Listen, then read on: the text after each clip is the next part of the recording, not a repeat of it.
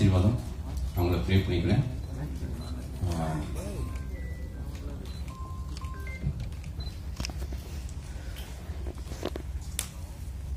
என்னன்னா 2K love story இந்த திரைப்படம் வந்து என்ன நானே மீட்டெடுத்துக்கிட்ட ஒரு படம்னு சொல்லுவேன். வெண்ணிலா கபடி குழு வந்து என்னுடைய கேரியரில் நிறைய மேஜிக் நடந்துச்சு. அப்படி இந்த திரைப்படத்தில் நிறைய விஷயங்கள், ரொம்ப பாசிட்டிவான விஷயங்கள் நிறைய நடந்துச்சு. இயற்கை வந்து எனக்கு வந்து இந்த திரைப்படத்துக்கு ஒத்துழைச்சிச்சு அப்படின்னு சொல்லணும். அந்த அளவுக்கு வந்து இந்த திரைப்படத்தில் வந்து ஒரு எக்ஸாக்டாக சொல்லணும்னா ஒரு 45 டேஸ்க்கு முன்னாடி இந்த படத்துடைய ஹீரோ பார்க்கும்போது யதார்த்தமாக விஷ்ணுவோட ஆஃபீஸில் அவரை சந்திக்கும்போது என்ன பண்ணிட்டு இருக்கீங்க போது இப்படி ஒரு ப்ராஜெக்ட் பிளான் பண்ணிட்டு இருக்கேன் சார் அப்படின்னாரு. ஓகே, நான் இது வரைக்கும் எப்போ யார்ட்டையுமே அப்படி கேட்டது கிடையாது. சொல்லுங்கிறது நம்ம ஒரு படம் பண்ணுவோம் அப்படின்னு கேட்டேன். நான் படம் பண்ண ஹீரோ ஸ்டோகிராஃபி கேட்டது கிடையாது. என்னமோ தெரியல, அன்னைக்கு சடனாக கேட்டேன். அவர் உடனே சார் பண்ணலாம் சார் அப்படின்னாரு. அப்புறம் மீட் பண்ணோம், பேசினோம். ஒரு ஆல்ரெடி ஒரு ப்ராஜெக்ட் வந்து ஸ்டார்ட் பண்ணியிருந்ததுனால ஸோ அப்போ அவர்கிட்ட கரெக்டான ப்ரொடியூசர்ஸ் இல்லை. சரி, என்னுடைய ஃப்ரெண்ட்ஸ் இருக்காங்க சார், நான் பேசி பார்க்குறேன் சார் அப்படின்னாரு. அப்படி 45 நாள்லேருந்து ஒரு 10 to 15 டேஸ்க்குள்ளே அவருடைய ஃப்ரெண்ட்ஸ் இருக்கிறதெல்லாம் பேசினார். பேசிகிட்டு இருக்கும்போது ஒரு 4-5 ஃப்ரெண்ட்ஸ் இன்ட்ரெஸ்டாக வந்தாங்க. அப்புறம் ஒரு 2 ஃப்ரெண்ட்ஸ் வந்து வேண்டாம் அப்படின்ட்டு பேக் அடித்தாங்க. அவருக்கு என்னடா அப்படி அப்படிங்கும்போது நான் சொன்னேன், உங்கள் அக்கௌண்ட்டில் எவ்வளோ இருக்குது பிரதர்னு.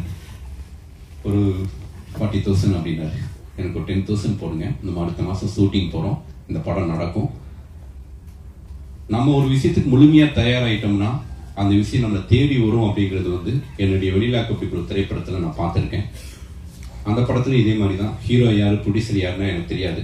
ஃபுல் ஸ்கிரிப்ட் எழுதி முடிச்சுட்டு நானே லொக்கேஷன் பார்த்துட்டு நானே கேமராமேனுமே வந்து எல்லா ஆர்டிஸ்ட்டுமே சின்ன ஆர்டிஸ்ட் முதல் கொண்டு செலக்ட் பண்ணிட்டு ஒவ்வொரு டெக்னீஷியனாக போய் கதை சொன்னேன். ப்ரொடியூசர் யாரு, ப்ரொடியூசர் தெரியல சார், ஆனால் ப்ரொடியூசர் கிடச்சிருவாங்க அப்படிங்கிற நம்பிக்கையில் ஒவ்வொரு order Muthuraj sir, editor Kasi Viswanathan sir, அப்புறம் என்னோட டிஏபி லக்ஷ்மண், இப்படி ஒவ்வொருத்தவங்கள்ட்டையும் ஸ்கிரிப்ட் சொல்ல ஆரம்பித்தேன். அப்படி சொல்லிட்டு இருக்கும்போது மியூசிக் டைரக்டர் செல்வ கணேசில் போயிட்டு கதை சொல்ல போனேன் ஃப்ரெண்டு மூலமாக. அவர்கிட்ட கதை சொல்ல போகும்போது வெண்ணிலா கபடி குழு ப்ரொடியூசர் அங்கே இருந்தார். அவர் ப்ரொடியூசர்லாம் எனக்கு அதை தெரியாது. நான் கதை சொல்ல போகும்போது நானும் இந்த கதையை கேட்கலாமா அப்படின்னாரு. ஓகே கேளுங்க அப்படின்னேன். ஸோ நான் கதை சொல்லி முடிச்ச உடனே ஆனந்த் வந்து இந்த படத்தை நான் ப்ரொடியூஸ் பண்ணுறேன்னாரு. இந்த இடத்துல கைதட்டலாம். ஏன்னா எதுக்காக சொல்றேன்னா, நம்ம ஒரு விஷயத்துக்கு முழுமையா தயாராயிட்டோம்னா நம்மளை தேடி ப்ரொடியூசர்ஸ் வருவாங்கங்கிற அந்த மேஜிக் அந்த திரைப்படத்துல நான் பார்த்தேன். அதுக்கப்புறம் இந்த திரைப்படத்துல அந்த மாதிரி நாங்க பிளான் பண்ண மாதிரி ஒரே மாசத்துல எங்களுக்கு ப்ரொடியூசர் கிடைச்சாங்க. ஒரே மாசம் நாங்க நினைச்ச மாதிரி ஷூட் போனோம். ஷூட் வந்து நான் அந்த ப்ரொடியூசர் கதை கேட்க வர்றதுக்கு முன்னாடி அவரே 80K டைரக்டர் ஆச்சு. அது என்ன 2K லவ் ஸ்டோரின்னு ஒரு படம் பண்றாரு, அவருக்கு 2K லைஃப்ல தெரியுமா அப்படின்னு கேட்டாரு. நான் சொன்ன முதல்ல கதையை கேட்க சொல்லுங்க, தெரியுமா இல்லையான்னு கதையை கேட்டதுக்கு அப்புறம் முடிவு பண்ணட்டும். நான் மகன்ல இப்ப பார்த்தா கூட ஒரு 2Kக்கான அந்த லவ் இருக்கும், அந்த ஒரு ஃபன் இருக்கும். ஸோ அவர் கதை கேட்டு முடிச்சோன்னே ரொம்ப நல்லா இருக்கு, நான் பண்றேன் அப்படின்னாரு. அப்படிதான் விக்னேஷ் சுப்ரமணியம் இந்த ப்ராஜெக்ட்ல வந்தாரு. ஒரு ஐடியில் ஒர்க் பண்ணக்கூடிய ஒரு பையன் தன்னுடைய ஃப்ரெண்டுக்காக ஃப்ரெண்ட்ஸ் எல்லாம் சேர்ந்து நிறைய கொஞ்சம் கொஞ்சமாக கடனும் வாங்கி இந்த ப்ராஜெக்டை 38 டேஸ் ஒரே ஷெட்யூலில் முடித்தோம். அந்த 30 டேஸ்க்குள்ளே தான் எல்லாருமே உள்ள வராங்க. ஜேபி சார் உள்ள வராரு, துஷ்யந்த் உள்ள வராரு, ஆனந்த் கேமராமேன் உள்ள வராரு. ஆனந்த் ஃபர்ஸ்ட் கதை சொல்லும்போது ப்ரொடியூசர் யாரு பிரதர், ப்ரொடியூசர்லாம் தெரியாது பிரதர், படம் பண்ணுவாங்க அப்படின்னு தான் வந்து ஆனந்த் சொன்னேன். அப்படிதான் ஒவ்வொரு ஆர்டிஸ்டா உள்ள வந்தாங்க. சிங்கமொழி அண்ணனா இருக்கட்டும், முருகானந்தமா இருக்கட்டும், கவின்லாம் வந்து ஒரு 2 நாளுக்கு முன்னாடி தான் ஜோ படத்துடைய காமெடியன் கவின்ல உள்ள வந்தாரு. அப்படி கோயம்புத்தூர்ல இருக்கக்கூடிய நிறைய ஆர்டிஸ்ட் இந்த படத்துல அங்க இருக்கக்கூடிய கேஸ்டிங் பண்ணி நிறைய பேர் பண்ண நடிச்சாங்க. ரொம்ப பர்டிகுலரா இந்த படத்துடைய விஷுவல்ஸ் பார்த்துருப்பீங்க. டிமாண்ட் சார்ட்ட நான் சொன்னேன், பிரதர் எனக்கு வந்து இந்த திரைப்படம் வள்ளிமேல் திரைப்படம் வந்து எனக்கு ஒரு ஹீரோ திரைப்படம். இது நியூ ஃபேஸ். நம்ம மறுபடியும் வெண்ணிலா கபிக்குளுக்கு அப்புறம் ஒரு டைரக்டரா ஜெயிக்கணும்னு ஆசைப்படுறேன். நம்ம 2 பேரும் சேர்ந்து பண்ற 9th ஃபிலிம். இந்த படம் வந்து ஒரு சிட்டியில வளர்ந்த பையன், நீங்க இது வரைக்கும் ஒரு சிட்டி லவ் ஸ்டோரி பண்ணதே கிடையாது. இமான் அப்படின்னாவே ஒரு வில்லேஜ் டோன் தான் மைண்ட் இருக்குது. நம்ம ஒரு சிட்டி படம் கலக்கணும் பிரதர், நம்மள ப்ரூவ் பண்ணணும் அப்படின்னு தான் நான் பேச ஆரம்பித்தேன். அப்படி பேசி அவருக்குள்ள பயங்கர கான்ஃபிடென்ட்டை உருவாக்கி எனக்குள்ள இருக்கக்கூடிய அந்த வைப்பை வந்து எல்லாருக்கும் நான் பாஸ் பண்ணேன். என்னுடைய கோஆர்டினேட்டர் ஒருத்தர் ஷூட்டிங் கூப்பிடும்போது ஷூட்டிங் ஸ்பாட் தான் வந்தார். வாங்க இல்லைங்கோ அப்படின்னு கூப்பிட்டேன். லாஸ்ட் மினிட்ல நீங்களும் நானும் சேர்ந்து ஒரு ஹிட் படமே வேலை செய்யலை, இந்த படம் வேலை செய்வோம், கிட்டத்தட்ட நீங்கள் 5 படம் வேலை செஞ்சிட்டீங்க, ஒரு ஹிட் படம் நீங்கள் வேலை செய்யணுங்கிறதுக்காக உங்களை கூப்பிட்டேன். அந்த அளவுக்கு டூ மச் கான்ஃபிடென்ட்டாகவே நான் எல்லாத்தையும் ஹேண்டில் பண்ணேன். இந்த திரைப்படம் வந்து படத்துடைய ரன்னிங்கில் ஷூட்டிங் போகும்போது ஒரு ப்ரொடியூசருக்கு ஒன்றுமே தெரியாமல் உள்ள அந்த ப்ரொடியூசருக்கு பிஸ்னஸ்னு ஒரு கணக்கு வரும்போது ஒரு பதட்டம் வரும்ல, நியூ ஃபேஸ் படம் எப்படி பிஸ்னஸ் பண்ண போகிறீங்கன்னு. அப்படிலாம் ஒன்றும் கிடையாது. ஃபர்ஸ்ட் ஒரு 5 ஹீரோ தவிர வேற யாருக்குமே பிஸ்னஸ் கிடையாது. எல்லாம் படத்தை போட்டு காமிச்சு தான் வந்து இப்போ பிஸ்னஸ் பண்ணிட்டு இருக்காங்க. இந்த படம் யாரு பார்த்தாலும் உடனடியாக பர்ச்சேஸ் பண்ணுவாங்க அப்படின்னு அந்த ஹோப்பு கொடுத்தேன்.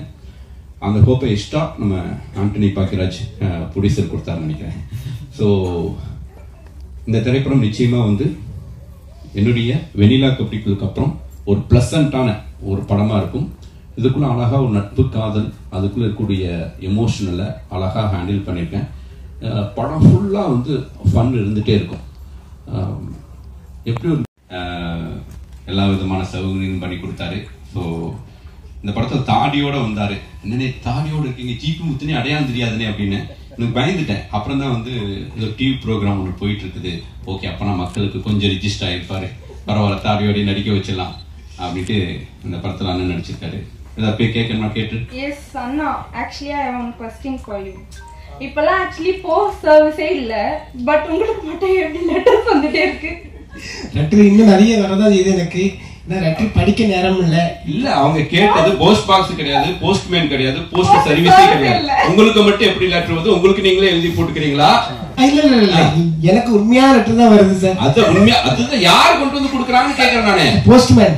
போஸ்ட்மேன் இப்ப கிடையாதுங்க ஊருக்குள்ள. இல்ல போஸ்ட்மேன் இப்ப எனக்காக வாங்க விஜயத்துக்கு வாங்க. போஸ்ட்மேன் வந்து என்ன சொன்னாருன்னா, ஒரு லெட்டர் வச்சுல வந்து ஏகப்பட்ட இது வந்து வீட்டு முன்னாடி போஸ்ட் பாக்ஸ் வச்சிருக்காங்க. இல்ல கண்டிப்பா போஸ்ட் பாக்ஸ் தான் வந்துச்சு. ரெண்டாவது போஸ்ட் ஆஃபீஸ் கூப்பிட்டாங்க என்ன, கண்டிப்பா கூப்பிட்டு சொன்னாங்க, நீங்க தயவு செய்து வீடியோல வந்து இந்த போஸ்ட் பார்சல் அனுப்பச்சுல வந்து கொஞ்சம் கண்ட கெடுதல் அனுப்பாம, ஏன்னா குப்பை கிப்பை எல்லாம் அனுப்புறாங்க, எல்லா போஸ்ட்லயும் இதாக இருந்தான் சில வான் பண்றாங்கன்ட்டு பெரிய அதிகாரியை கூப்பிட்டு என்ன பேசினாங்க. சரி சார் நான் வீடியோல சொல்லிடுறேன். கவர்மெண்ட் வந்து உங்களுக்கு மட்டும் போஸ்ட் சர்வீஸ் ஒர்க் ஆயிட்டு இருக்கு. எவ்வளவு லாஸ் தெரியுமா கவர்மெண்ட்டுக்கு உங்களால? இல்ல சார், இப்ப எல்லாமே வாட்ஸ்அப் அது இதுல போனது. இந்த லெட்டருங்கிற யாருமே இப்ப பிரச்சனை கிடையாது. இப்ப இந்த லெட்டருங்கிற படிக்க வச்சதுல வந்து எனக்கு சந்தோஷம். எனக்கு இப்ப எவ்வளவு லெட்டர் இருக்கு, ஆனா இன்னைக்கு கூட நான் வந்த லெட்டரை ஒரு லெட்டரை கூட வந்து நான் வேஸ்ட் பண்ணல. யாரும் லெட்டர் வச்சு லெட்டரை வந்து லேமினேஷன் பண்ணி எல்லாம் குளிச்சு குளிர்காஞ்சிட்டீங்க. எல்லாம் படிச்சிருக்கீங்க? எல்லா லெட்டரும் படிச்சுட்டேன். யாராவது வீட்டுக்கு வெளியில போட்டு போயிருக்காங்கன்னு? ஐயோ ஆமா சார், அதெல்லாம் கட்டாய வார்த்தையா இருக்குமே. ரொம்ப கெட்டது. முதல்ல வந்த வார்த்தையே எனக்கு முதல்ல வந்த வார்த்தை அப்படின்னா பயமா இருக்கு. இல்ல முதல் வந்த வார்த்தையே எனக்கு வந்து என்ன லெட்டர் வந்துச்சுன்னா, ஒரு சில விஷயம் ஒரு சம்பவம் நடந்துச்சு, நீ ஏன்னா இன்னும் உயிரோட இருக்க, நீ ஏன் சாவலியான்ட்டு முதல்ல லெட்டர் வந்துச்சு. அதை சொல்லிதான் அவனை திட்டி ஏசி வீடியோ போட்டேன். அது லெட்டரா குமிச்சு ஏசி தான் வாங்கிட்டீங்க நீங்க வீட்டுல. ஏசி வீடியோ போட்டு ஏசி பிரிட்ஜ் வாங்கிட்டீங்க. உண்மையிலே என்ன வந்து என்னை வாழ வச்சது வந்து போஸ்ட் ஆபீஸ் தான் மறக்க முடியாது. இன்னைக்கும் என் காருக்குள்ள லெட்டர் போட்டவங்க உங்களுக்கு வாழ வைக்கல, போஸ்ட்மேன் தான் உங்களை வாழ வைக்கல. லெட்டர் போட்டவங்க நான் இன்னும் சொல்லிட்டு இருப்பேன் சார். இன்னும் லெட்டர் போட்டவங்க நான் வாழ வச்சது. லெட்டர் இல்லைன்னா நான் இன்னைக்கு நான் ஜிபி ஊத்து இங்க இதாக இருப்பேன். அதுதான் என்ன வாழ வச்சது எனக்கு. வேற ஏதாவது கொஸ்டின் இருக்கா? அடுத்து ஒரு 5 days கழிச்சு ஒரு 10 days ஒரு டேட் வேணுமே அப்படின்னு. என்னடா கூப்பிடுறீங்க இவ்வளோ. அப்புறம் டேட்டை பிச்சு கிச்சு இந்த படத்துக்குள்ள வந்தாரு. இன்னைக்கு பெங்களூர்ல வந்து மகாராஜன் திரைப்படத்துக்காக விருது வாங்க போயிருக்காரு. அவருக்கு இந்த நேரத்தில் நன்றி தெரிவிச்சுக்கிறேன். ஆமா, சரி, இந்த படத்துல நடிச்ச அனுபவம் அவங்க உங்களுக்கு பேக்கிங் பண்ணதை விடுங்க. ஏன்னா நிறைய யங்ஸ்டர்ஸ் எல்லாம் இந்த படத்துல இருந்தாங்க. அவங்களாம் அவங்கள்ட்ட என்ன சொன்னாங்க? எல்லாரும் பாசமா இருந்தாங்க. நம்ம சேர் கூட நடிச்சது வந்து எனக்கு ரொம்ப பெருமையா. பேர் என்னன்னு சொல்லுவாங்க? பேர் தான் தெரியல. வந்துட்டார் ஷூட்டிங் ஸ்பாட்ல. என்ன படம்னு தெரியாது, என்ன படம் என்ன கதைன்னு தெரியாது. என்னங்க அப்படின்னா சுசீந்திரன் சார் படம் கூப்பிட்டாரு, வந்துட்டேன். அவ்வளவு தூரம் என் மேல வந்து நம்பிக்கை, அன்பு. 2K என்ன 2K லவ் ஸ்டோரி டைட்டில் சொல்லுங்க பார்க்கலாம். நீங்க சொல்லுங்க 2K லவ் ஸ்டோரி சொல்லுங்க சார். நீங்க அவ்வளவு இங்கிலீஷ்ல படின்னு தெரியாது சார். 2K லவ் ஸ்டோரி நான் கேட்டேன். 2K லவ் டுடேன்னு ஏதோ 2K லவ் டுடேனா வரல, வெறும் லவ் டுடே மட்டும் தான் வந்திருக்கு. 2K லவ் ஸ்டோரின்னு சொல்லி எனக்கு வந்து தெரியாது. நீங்க கூப்பிட்டீங்க வந்து நடிச்சேன். ஆனந்த் சொல்லலையாடா நீ? எங்க ஆனந்த்? வீடியோ எடுத்துட்டு இருக்கியா? ஆமாடா, ரொம்ப முக்கியம் அது. கண்டிப்பா தெரியாது சார். தெரியாம வந்ததால என் மேல நீங்க வச்சிருக்க அன்பு, என் மேல வச்சிருக்கக்கூடிய அந்த நம்பிக்கை. லவ்யூனே முதல் படம் நடிக்க வச்சீங்க, அதுக்கு ஒரு 2வது படம் நடிக்க வச்சது வந்து எனக்கு ரொம்ப சந்தோஷமா இருக்கு சார். ஓகேண்ணே. உங்க வேக்கிங் பண்ண அந்த பெயிண்ட் கொடுங்க. ஆனா எல்லாம் நீங்க 3 பேர் சேர்ந்து எவ்வளவு தூரம் ஆடியன்ஸ் ரசிக்க வைக்க போறீங்கன்னு எனக்கு தான் தெரியும். ஸோ முருகானந்தம் வந்து அசிஸ்டன்டா இருக்கும்போது இருந்து பழக்கம். அவர் சொல்லுவாரு, நம்ம 2 பேரும் அந்த காவேரி கார்னர் கிராஸ் பண்ணும்போது பார்த்துட்டே இருக்கோம் சார். ஒரு 3 டைம் கிராஸ் பண்ணணும்னு நினைக்கிறேன். 4வது டைம் பார்த்தா நீங்க எங்கேயோ போயிட்டீங்க. அதுக்கப்புறம் நம்ம வீட்டு பத்தி டிஸ்கஷன் போட்டிருந்தோம். அப்ப வந்து வந்து கேட்டேன், என்னங்க உங்க வீட்டுல இருந்து ஏதாவது குழம்பு இல்லாம கொண்டு வாங்க. கொண்டு வர சார். என்னங்க நான் தான் யார்ட்டையும் வந்து வீட்டுக்கு சாப்பிட வரேன்னு கூட சொல்ல மாட்டேங்க. என்னதான் கூப்பிடுவாங்க, நான் பரவாயில்லைங்கன்னு சொல்லுவேன். நான் சாப்பிட வரேங்கன்னு சொன்னாலும் கூப்பிட மாட்டேங்கிறேன்னு கேட்பேன். இல்ல சார், அதுக்கு ஒரு காரணம் இருக்கு சார். என்ன காரணமா இருக்குன்னு சார் அப்படியே விட்டுட்டேன். சரி, ஃபர்ஸ்ட் அந்த காரணத்தை சொல்லிருங்க. அந்த நீங்க ஏன் வீட்டுக்கு என்ன சாப்பிட கூப்பிடலன்னு காரணத்தை சொல்லிருங்க. அதுக்கப்புறம் படத்தை பத்தி பேசுவோம். எல்லாருக்கும் வணக்கம். எதுக்கு சாப்பிட கூப்பிடலைன்னா, நான் இப்போ அசிஸ்டன்ட் இருக்கும்போது நானும் சுசன் சார்லாம் ஒன்னா தான் ஒர்க் பண்ணோம் அப்படின்னு சொல்லிட்டு வீட்டில் சொல்லிட்டேன். அடுத்து ஒரு வெள்ளை கபடி பண்ணாரு ஹிட்டு, நாமக்கல் பண்ணாரு ஹிட்டு. நான் அப்படியே இருந்துகிட்டே இருக்கேன், அசிஸ்டன்டாக இருக்கேன். ஒரு படம் ரிலீஸ் ஆகும்போது வீட்டில் பிரச்சனை நடக்கும். வீட்டில் படம் ரிலீஸ் ஆனாலே பிரச்சனை நடக்குது. இவர் வந்தாருன்னா எவ்வளவு பிரச்சனை நடக்கும். அந்த பாண்டி நாடு ஹிட்டு. ஒவ்வொரு படமும் சுசீந்திரன் பேப்பர் வந்தாலும் பேரை பார்த்து திரும்பி எனக்கு பாப்பா. நான் அப்படியே டக்குன்னு பார்க்க இவர் வேற ஓயாம படம் பண்றாரு. 2 வருஷம் 3 வருஷம் ஒரு படம் பண்ணாலும் பரவாயில்ல, சரசரசாரி படம் பண்றாரு சாருங்கிறது வீட்டுல பெரிய பிரச்சனை ஏற்படுத்தினார் இவரு. அதனால நான் கூப்பிட மாட்டேன்னு சொல்லியிருந்தேன். இல்ல, இது வந்து காமெடியா சொல்றேன். மற்றபடி ஒரு தடவை இருந்தா கேட்டேன். கண்டிப்பா சார். இல்ல சார், அது வீட்டுல கூட சொல்லுவாங்க, நீ வந்து நீ யாரை பார்த்து வேகமா நீ படம் பண்ணணும் தெரிஞ்சுன்னா சுசீந்திரன் சார் பாரு, 1-2வது பண்ணியா அப்படின்னு. அந்த அளவு எனக்கு வந்து ஒரு மறைமுகமா என்னோட நண்பரா இருந்தாலும் என்னோட ஒரு குருநாதரமா தான் அவரு. இந்த படத்துல நான் நடிக்கிற ரொம்ப சந்தோஷப்படுறேன். ரொம்ப ரொம்ப கூப்பிட மகிழ்ச்சி சார். சொன்னாங்க 10 டேஸா வர்க் பண்ண எங்களாலே ஃபைண்ட் அவுட் பண்ண முடியல. முருகானந்தம் சார், உங்களுக்கு விக்கிறது எப்படி சார் மெயின்டைன் பண்றீங்க? சத்தியமா விக்கல, உண்மையான முடியும். ஆனா முடி பிடிச்சிடுங்க. சொன்ன எழுதாரு பாருங்க.